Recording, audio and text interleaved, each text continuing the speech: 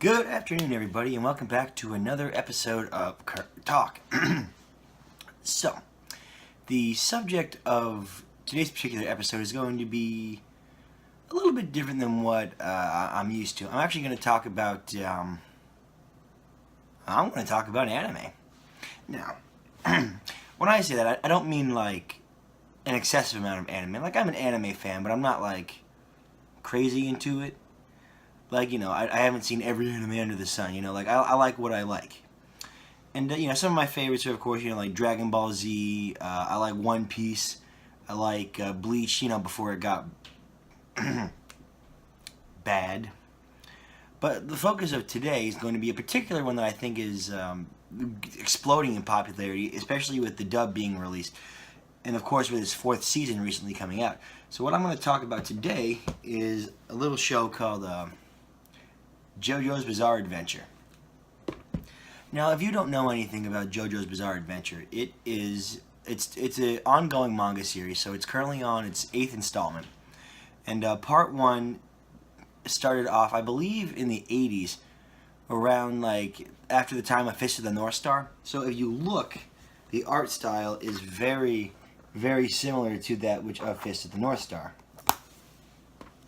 But as time grew on, the author, Hirohiko Araki, decided that, okay, I think I'm going to break away from this inspiration, and he started developing his own style, which you can really see through the implication of Part 4 and onward from there. Now, the basic plot of JoJo's Bizarre Adventure is two characters, Jonathan Joestar and Dio, have had their fates intertwined by a stone mask, and Dio murders Jonathan's father and becomes a vampire. And the entirety of the series is based off of the consequence of Dio doing that. Like, each part has its own different Joestar. So Jonathan is the first one, Joseph Joestar is the second, Jotaro is the third, and so on and so forth, all the way to part 8. But the main point is the family's constant battle with the forces of evil, and they change each part.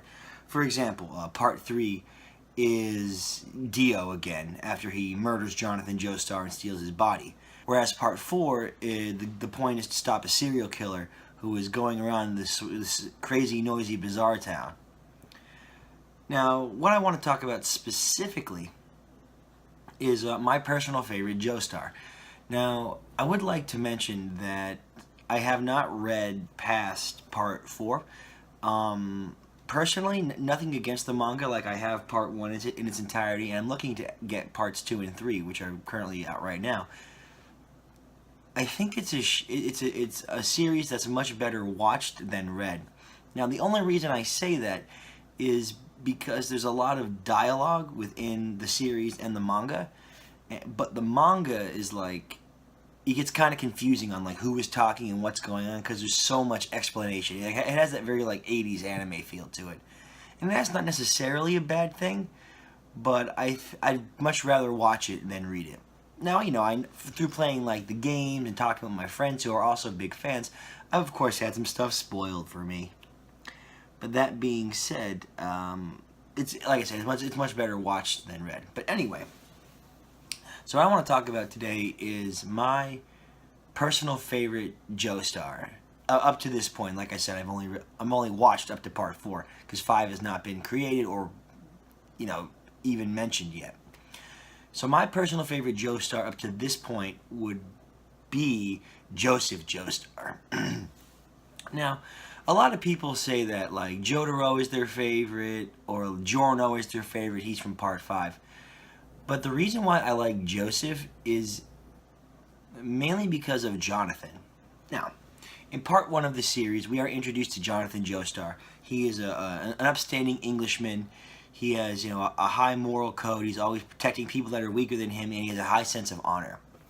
And he's one of the few characters that we actually see from birth till death. Now, it's interesting that Joseph is also another character with which we see from birth to death. But because Jonathan was killed at the age of 19, we really didn't see much of his life. We saw all of it, but not a lot of it. Now, Joseph is a different story. Joseph, we see him as a child through an adult when he's the main character of Part 2, Battle Tendency. And then when he gets into Parts 3 and 4 as an old man, a wise old man who is, experienced with fighting, and he goes to help Jotaro as they go to defeat Dio. Now, the reason why he is my favorite, at least up to this point, is he's just so likable. Like, Jonathan was so, like, uptight and upstanding to the point where it kind of got boring. You know what I mean? Like, he's not a bad character, and I'm not saying that he is. But I just think, in comparison, he's boring. Because there's not much development, it's, oh, okay, he's the Justice Warrior, he's going to go fight Dio and save the land and whatever. But Joseph's a little bit different. When we first are introduced to Joseph, he's a lot more impulsive, and he has a great sense of humor, too. He's very street smart, whereas Jonathan was more book smart. And I think that relates better to characters being more street smart than book smart. So I think that's why I like Joseph a little bit better. Well, he's mostly my favorite. But what I really like about Joseph is the fact that we see him from when he has the spotlight on him in part 2, to where he's more of a side character in part 3, and then part 4 he's there, but not really there, but he's still a driving force of the story. And I just think it's really cool to see a character get fleshed out that way. It's like watching Goku from Dragon Ball or Dragon Ball Z, how we see him from birth to like a baby, to his entirety of his childhood, which is Dragon Ball, and then Dragon Ball Z, where he's an adult, and then Dragon Ball Super, which is really, really good. But not GT. We don't talk about GT. Anyway, another thing that I like about Joseph is that even though he is so experienced, by the time we see him in Part 3, Stardust Crusaders, he's not overpowered. Now, in Part 3 introduces something called stands, which are like the spirit, the psychological energy of the user having a physical form that can fight other stands and, like, protect their user and fight for their user and what have you. Now, Joseph has an interesting one. Rather than getting, like, a knight like Polnareff or a flaming phoenix like Avdol, Joseph has, like, spiky tentacles. And what they do is they basically make him see photographs of what he wants to see when he breaks a camera or puts them into a TV. And I think that's really important for his character, because if Joseph had a stand like Star Platinum, he would be completely overpowered, because one, he has experience of defeating the ultimate life form and winning. Two, he's 60-something years old, so he has had the entirety of his life to gain knowledge and wisdom that would help him in battle. And three, he also has the power of Hamon, which really only works against undead creatures, but it can do quite some damage, as we've seen in parts 1 and 2, to the living as well. So giving Joseph a stand like Star Platinum, I think, would have just been crazy overpowered. But what I like about Joseph the most is he comes to me as the most human. Like, Jotaro is like the cool badass one, and that's fine and dandy, but like, I don't relate to Jotaro as much as I do Joseph.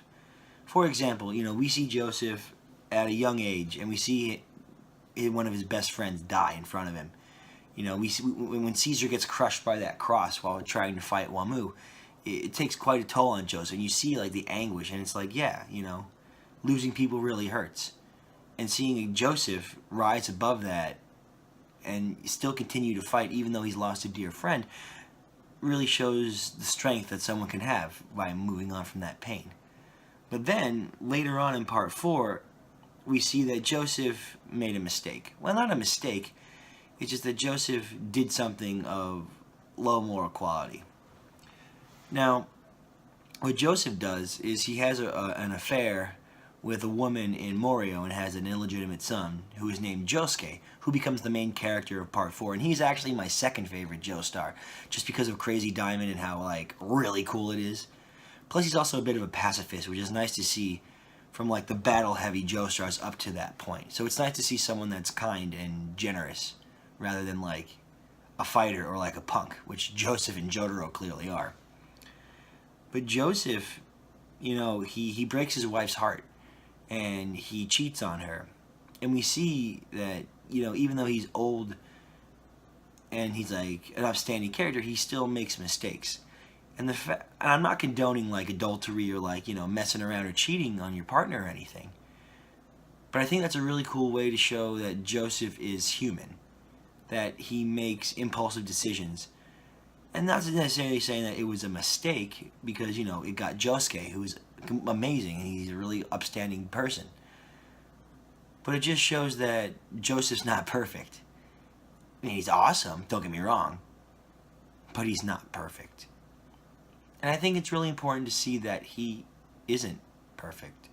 Like I said, he fought the ultimate life form. He survived getting stabbed by Dio, and he lived, till what can be assumed his death, after parts 5 and on to 6, and then after the universe gets rewritten and, whatever happened. But really seeing a character develop like that from a child to being an arrogant punk, and then seeing him as an older man, still fighting for what he believes in, still taking care of his grandson, still fighting to save the life of his daughter, who he loves so deeply. I think that's really beautiful. And I know that Hirohiko Araki, for some parts, kind of just wrote the action first and then wrote the story later. But despite that, I think that a lot of tender love and care was put into Joseph. And I think, as of right now, seeing that tender love and care and that human quality being given to him is really what makes him my favorite. I'm actually a really big fan of cosplay. And I'm actually thinking about doing a Jojo's cosplay. Now, I'm not sure if I want to do Caesar from part 2 or I want to do young Joseph. Although, if I get a group of friends together to do the Stardust Crusaders, I'd actually like to do an old Joseph as well. But yeah, leave in the comments what you think I should do, if I should do Caesar or Joseph, because I'll heavily consider both. But that being said, this has been another episode of Kirk Talk. Like I said, I'm just taking a bit of a different direction, just kind of talking about a character that I'm really invested in. And that being said, thank you so much for your time and patience, and I will see you guys in the next one.